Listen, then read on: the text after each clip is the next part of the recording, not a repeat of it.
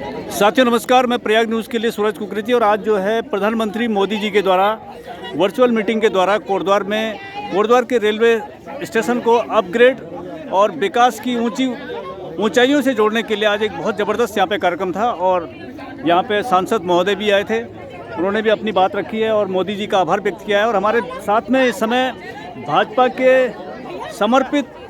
समर्पण और कुछ शब्द नहीं है उनके लिए कि वो भाजपा के लिए कितने समय से काम कर रहे हैं और इस समय गौ सेवा आयोग के अध्यक्ष हैं उत्तराखंड सरकार में। और आज हम बात कर रहे हैं उनके साथ में रेलवे स्टेशन के अपग्रेडेशन को लेकर के। सर, सबसे पहले तो आपको बधाई।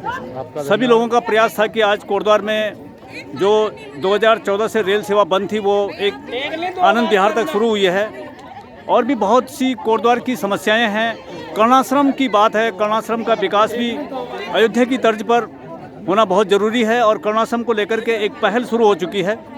तो हम सबसे पहले तो आपको बधाई देते हैं कि आप सभी के सहयोग से मोदी जी ने कोटद्वार को भी जोड़ा है और ये सौभाग्य है आज 26 फरवरी का दिन कि कोटद्वार से मोदी जी डायरेक्ट जुड़े हैं।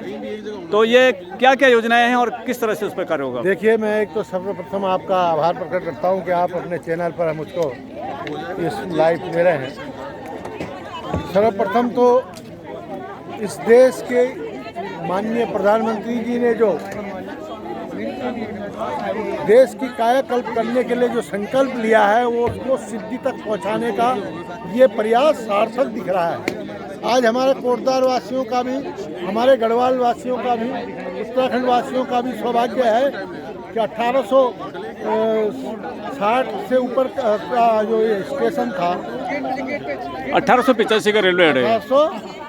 1885 का जी। तो 1885 का रेलवे स्टेशन जो जर्जर स्थिति में था और आज उसको बिल्कुल मॉडल स्टेशन के रूप में विकसित कर रहे हैं। बहुत बढ़िया मेरे को उसका ये दिखाया गया, जो इसका कैटलॉग है वो बहुत ही विकसित दिखाया गया। देखो, ये बहुत ही सुंदर, इसमें कई सुविधाएं और यात्रियों के लिए बहुत सारी सुविधाएं हैं और जिससे कि हमारा सैन्य बाहुल क्षेत्र है और सैन्य बाहुल क्षेत्र होने के नाते अधिक से अधिक जो हमारे सैनिक जाते थे उनको बड़ी परेशानी होती थी।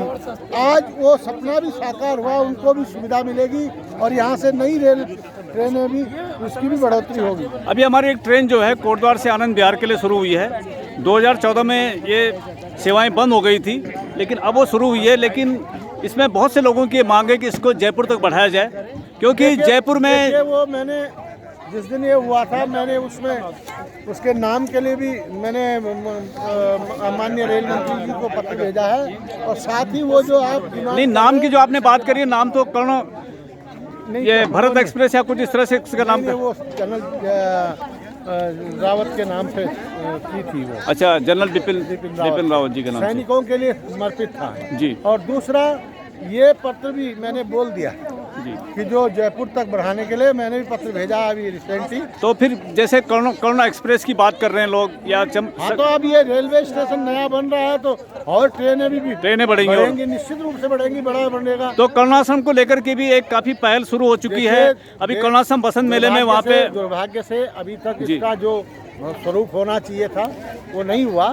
तो मैं समझता हूँ कि आने वाले समय में भारत का जो नाम जिससे सार्थक होता है वो कर्ण आश्रम विकसित होगा और भारत विकसित होगा तो कर्ण आश्रम भी। तो कर्ण आश्रम को कॉरिडोर के रूप में विकसित किया जाना चाहिए जिस तरह से लोगों की मांग है, जिसमें कि बहुत से इसमें जोड़ेंगे।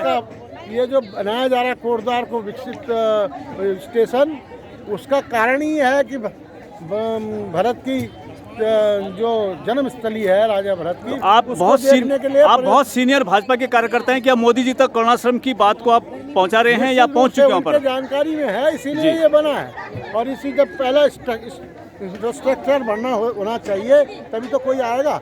और अब वहाँ जब रोड होंगी, हाईवे सुविधाएं होंगी, बाहर से लोग आएंगे तभी तो पर्यटक बढ़ेगा। तो ये उम्मीद करते हैं कोटद्वार के लोग और तमाम जो कोटद्वार ही नहीं बिजनौर के लोग हैं कि मतलब जो है कर्णाश्रम कॉरिडोर का विकास होगा। बिल्कुल निश्चित रूप से।